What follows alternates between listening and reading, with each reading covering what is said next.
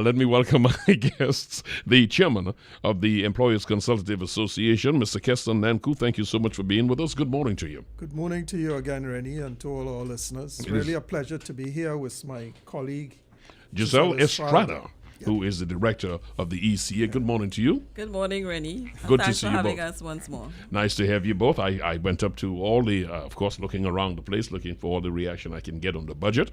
And then I come into something that I see, looks, okay, looks interesting. And the more I read is the more I was pleased with the analysis, but my being pleased is really irrelevant. You explaining what you saw or did not see in the budget is what we would like to talk about this morning. I'm going to start with asking the question of you, Chairman Nancoo, sharing the burden. That was the main theme coming out of the 2017-2018 budget. Does the ECA see that equally spread? Which is the burden of adjustment? Well, it depends on the to whom you're speaking. It will, the variant perspectives and so on. But I would think generally, the numbers speak for themselves. And I don't know that as a people that it is going to be like 5 years ago, when we always had a glimmer of hope in terms of energy prices and gas prices. We are not going to get back there, given the level of production you have with shale, alternative energy, and all the rest of it. The oil price roller coaster is not there anymore. Absolutely. You are down, live with it, adjust yourself, and plan accordingly. So in a nutshell, these are tough times. And these are times that we need much more than surface fixes, in order to treat with the issues that we have, that we're going to be facing. Mm-hmm. I mean, more importantly, it's an opportunity for people to begin to take personal responsibility for where we are. I mean, the platform, my colleague and I, we were chatting coming down, why wait until now? We have been talking about this for the last 5 to 7 years. Mm-hmm. Why wait until the platform is now burning to have to deal with the realities, the harsh economic realities, when it could have been done, on a gradual basis? You and your colleague, Director Giselle Estrada, would concur that the political consideration must always be there, and some will argue, in answer to your question, of a warning to people of what is coming, as against if the letdown had gone any faster, then the reaction to what folks are having right now could be much worse. Yeah. There are those who argue that. I don't know if you agree with that, Giselle. Well, I think at the end of the day, as we had said previously, the budget really, most people think that the budget only impacts the man in the street. Not so. This particular budget really speaks to from the top to the bottom, in that everyone has to make an adjustment. Mm-hmm. And as you quite rightly said, it is in the how. How do you let people come down to that particular level? Is it too quickly? Is it, too slowly? I don't know that there's ever a good time, and I often give the analogy of you have not been taking care of yourself. So you have taken a visit now to the doctor, and he now tells you, here's what, you have a little bit of everything. Right. The heart is not functioning, you're hypertensive. So it's almost as though you have to take all the medication all at once. And of course, you will have some kind of pushback in that regard. Keston has mentioned many times, he's been here, this whole question of tripartitism and the importance of that, because it's only through that you can pass down the medication you're talking about slowly. However, even with that attempt, I still have patients who have just decided to return to the table, which is labor, saying this cod liver oil needs to be diluted some more. Sure. Mm-hmm. Well, again, we need to really re-examine, because when you talk about, there are so many examples where social dialogue, that process worked. I mean, Barbados, as an example. Barbados took the decision to come together with a true sense of purpose and understanding that we're all in this together. And we need to begin to change the conversation that we are having relative to that tripartite conversation. Let us be fair too, Barbados, even though they did that and their people are touted to be very tolerant and civil, the people did take to the streets. I mean, workers took to the streets as a consequence of that. But I want to go into the austerity measures that we're talking about. The austerity measures and the incentives offered by the government, particularly as it relates to the ECA. You represent employers.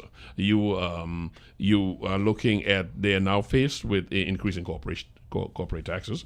It's going up from 30 to 35%, is that correct? Sure. Right, sure. 30 to 35% corporation tax has to be paid. Is the understanding, by and large, that you and your position, as I see on your site, take of understanding this budget shared by your members? Basically, in terms of the membership, what we're looking at, and you all would have alluded to it earlier on in terms of Mr. Daly having alluded to the aspect of revenue collection. That's a key aspect in the budget that the government really needs to pay particular attention to. So we don't want employers to be saying, but it's almost as though we're being penalized at the end of the day for other entities in the country for not having done what was required of them. That 35%, I think it's restricted to the commercial banks in terms of their profits, all right? At the end of it, we didn't get there overnight. So the penalty now that employers may think that they're now facing, it trickles down to the man in the street. So it means that the profits will now be taxed. It's less profit to be generated in and amongst the employees. So you have the unions now saying, here's what, we want a bigger piece of that pie. What is now going to happen? So the same adjustment that we're asking now, we want to have a different conversation. We want employees and both the labor movement, instead of making all these demands, and we talk about the social dialogue, let us now literally talk, come to the table and talk. Do not make demands. I'm not coming back to the tripartite entity unless I get X, Y, and Z. In large measure, sometimes when you look on the social arena, it's almost as though we have a tantrum society. If we don't get what we want, we throw a tantrum. And at the end of the day, does that leave us better off intrinsically? And I don't know that it does. You may get something dealt with at the surface level, but do you drill down to the root cause? I don't know that we can continue in this arrangement, both for the employers and employees. We must have a different conversation in that employees must demonstrate some level of flexibility. Yes, I feel threatened. Yes, I may face a situation where I might be retrenched or I may be living on a fixed wage. What do I now do? Let me look at my skill set. Is it that I'm willing to do other things? So that I can retain my job. How is my business performing? Am I taking into consideration what is my relationship to the whole, meaning what is my contribution to the whole? So basically, the ECA, our position is to get out there and have a different conversation. It is not about retrenchment as the only option or restructuring. We need to speak to employees with a view to maintain the employment levels because we have a social responsibility. That is precisely where I'm going. That's the voice of Giselle Estrada and Chairman Nancoo. That's exactly where I'm going. On the one hand, I hear everything that Ms. Estrada has said. There is the view of many that employers refuse to adjust their projected profits and find a quick solution in getting rid of workers. So I'm encouraged to hear her say that you need to have the dialogue. But is that adjustment of expected profitability something that employers understand, and or the need for them to exercise greater efficiency with how they run their businesses? Well, I think what you're getting to there, Rennie, is the whole question of productivity and competitiveness. And it's really about productivity is an attitude. Yeah, it is an attitude. And that's where, one taking personal responsibility. How am I doing? Am I getting to work on time? The time has come, let me put it another way, for us to start thinking about being owners. If I were the owner of this business, what would I do? And that's just to bring some alignment to what Giselle was just talking about in terms of retooling and getting that level of focus as to what are the sacrifices that I need to make. Now, I know, let me hasten to add, you would hear on the union side, why is it that the employees are always being asked to make sacrifices? We are where we are. And this is where some level of maturity we continue. And I continue to speak to that and call forth some level of understanding, deeper levels of understanding. You know, at the end of the day, I keep saying execution is a people problem, not a problem of strategy. Because what you're also hearing coming out of the budget conversation is that you're asking me to pay more taxes and all the rest of it. But am I getting the quality that I am rightfully entitled to? You know, the institutions, the hospitals, am I getting the kind of services at the standard at which I... To justify the taxes? To justify.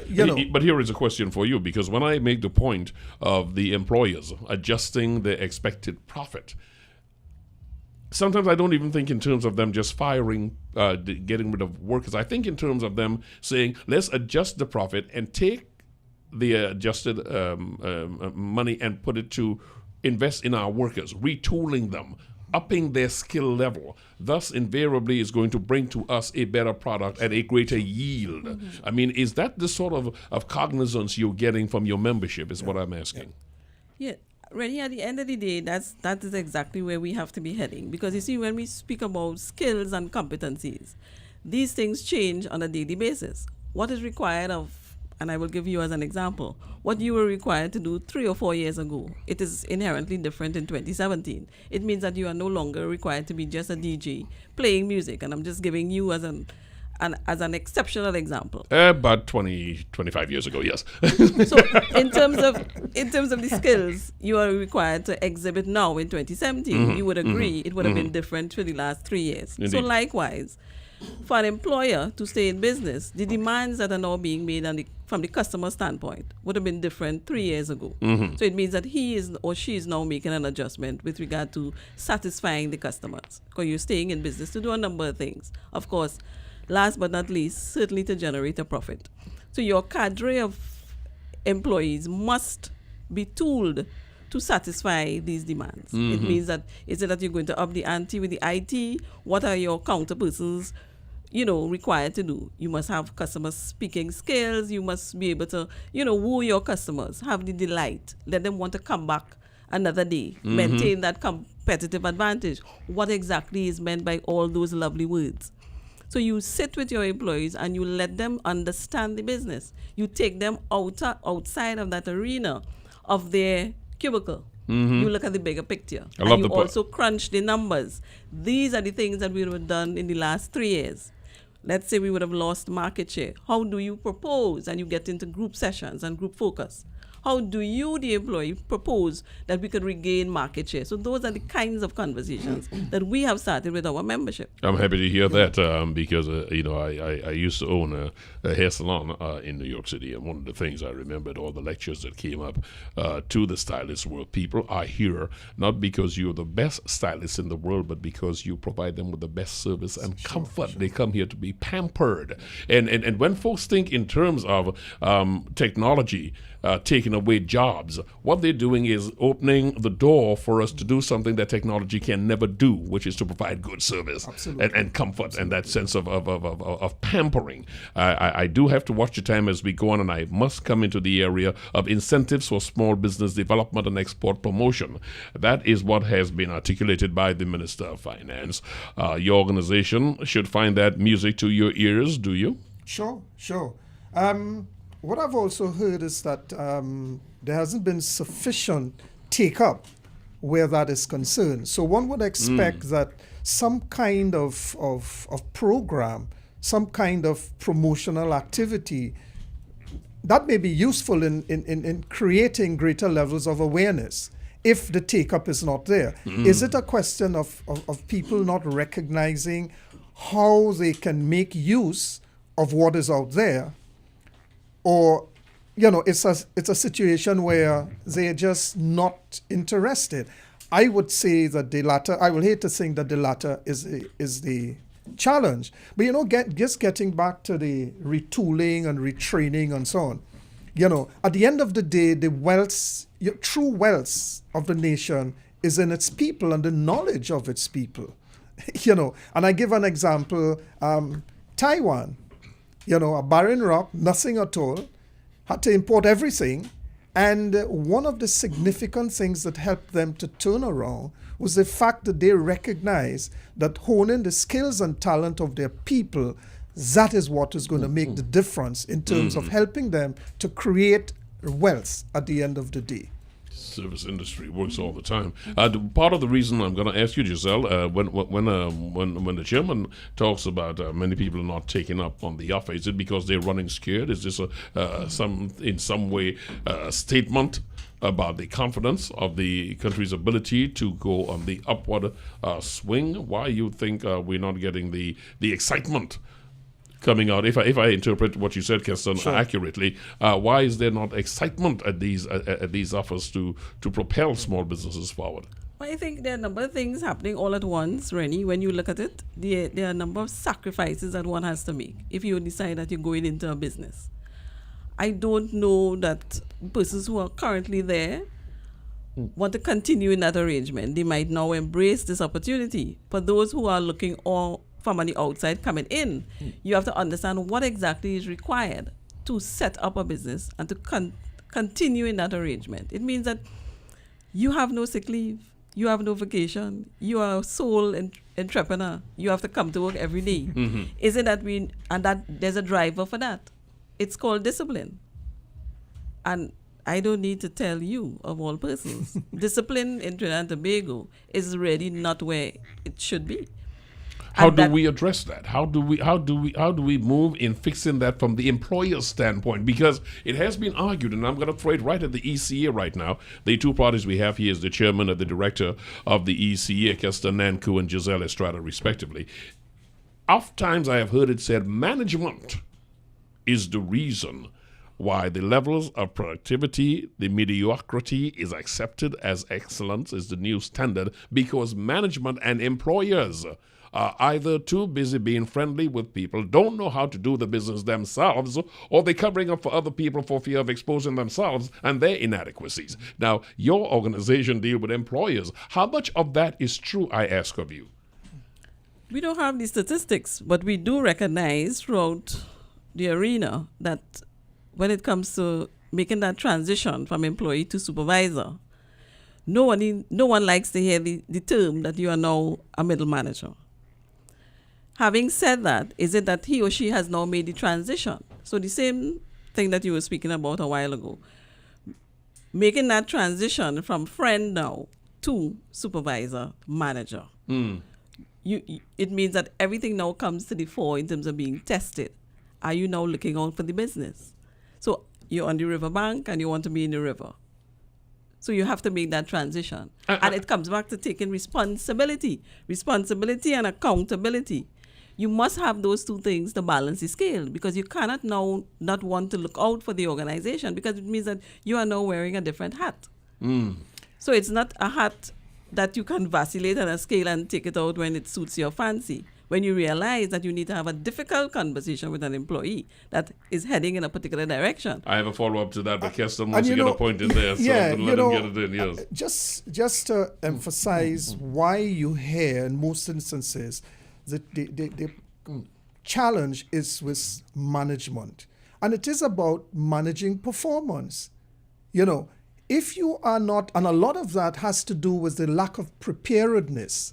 Far too often, you find in organizations, you promote good technicians to the position of manager, thereby creating a bad manager and losing a good technician. This has been happening, and if you go through, I assure you, if you go through 95% of the organizations in Trinidad and Tobago, at some level, you would have had people being promoted what I would call prematurely, rather than taking the time, because we don't do sufficient coaching and counseling. People see coaching and counseling, oh no, that's HR domain. Send them to HR. So it eventually, those behaviors, and you know what?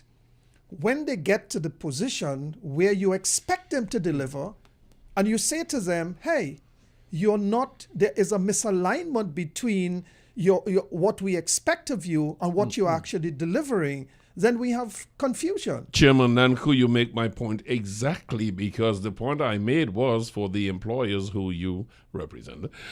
For the employers, they are the ones who are going to recommend and or elevate a person from one particular area that they're exceptionally good at, thinking that this is an incentive, when instead of keeping the person at the level they are and put senior next to his name and give him some more compensation, do something else, but don't move him from what he has proven himself to be excellent in, Rennie, because you have lost something very important and now you got to Rennie, substitute. In terms of that whole concept of promotion, sometimes or in a number of instances, it's better you move them along the spectrum rather than moving them vertically. That's right. Yeah, because it's about the timing and the preparation, that you got to invest and ensure that you have a well-rounded, what I call full performing individual. And that's where the ECA has been, that's one of the things that we keep talking and sharing with our membership in terms of, managing performance. Precisely. When I take it to the area of the responsibilities from management, I take it all the way up to the employer, because as I said, it is normally a tenor. There is a pitch that is set by the employer that others will follow. And unless you have that, I mean, one of the easiest ways to discourage proper management is for a owner to send a message to employees that I have an open door policy. No, your manager is your open door policy. It stops there. Because as long as you do this thing of allowing people to think they can circumvent the authority of those in management, then the managers cannot manage. Then next thing you know, down the line, everybody's getting away with anything they want. And it disturbs the fabric of discipline. Well, it does not encourage any whatsoever. So maybe just can... Because, Giselle can tell me what she wants. She's a director. Me and the chairman, we good.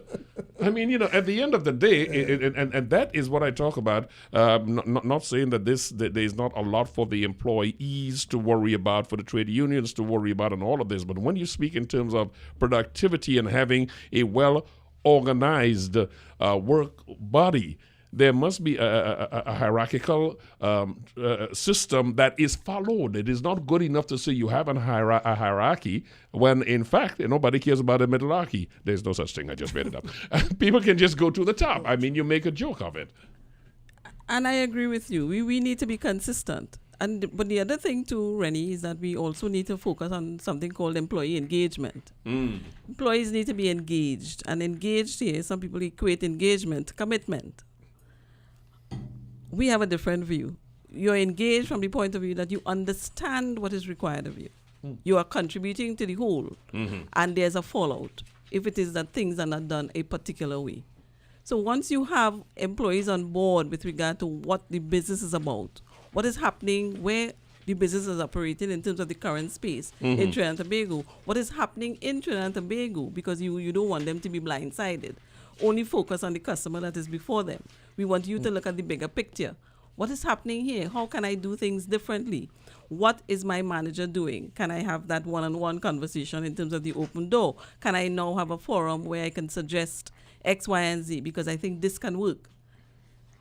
So those are the kinds of conversations that we have started at the ECA. I have opened this door to you folks many times and will continue to do so, because everybody knows that the biggest employer in the world and the economy is moved by small business. It means that you represent a whole lot of them, and these conversations are really necessary, because when you speak in terms of productivity, you must speak of a retooled, elevated workforce, but you must talk about a disciplined workforce. And if you've got bad people who believe that the best way they can run your business is to be friendly with everybody and don't take the hard decisions, your business will not last very long. I think that goes without saying. Absolutely. And the onus is on the worker to up their game, for the trade unions to step in and understand the new reality, but it's also for managers to start managing and not running this slip-slop shop that they believe will get the answer. And of course, when it goes bad, they blame everybody else. But you set the tenor yourself. So much for my soapbox. Step down. Let me thank my guests. Thank you again so much for coming in. Mr. Chairman or Director, I should give you the last word. Anything you want to mention here that we have the two did not step on? Well, actually, the whole question of us working together and beginning to take personal responsibility, we need a more disciplined approach to what we do. We are all in this together. The longer we postpone, our actions, it's just going to get worse. Well, just to reiterate Keston's comments, at the end of the day, it's not about throwing that tantrum. It is about accepting the painful reality that is before us and putting aside the rhetoric, and we have some work to do. You've been withdrawing. Time to start investing. Thank you all very much for coming in this morning. Have yourself a wonderful day. Thank Thanks you for both. having us. Keston Nancoo, the chairman of the ECA, and Giselle Estrada. Also want to thank Senior Counsel Martin Daly for being with me this morning. Dr. Wendell Wallace, criminologist, for talking about gangs and our kids. Omadath Maharaj, taking the time. He is, of course, the agricultural economist and consultant. And we had two guests coming in to deal with the question of awards in Trinidad and Tobago and reaching out to those who are hitherto not recognized. I know Richard Cornwell was here. Also, Dion was here. Dion is how he said the pronunciation should be. You all have yourself a wonderful day. Join myself and Michelle Burrell tomorrow morning from 5 until 9 for the morning show. In the meantime, enjoy the rest of your day. Have a wonderful one. Bishop was here. Thank you for having with me. Brunch.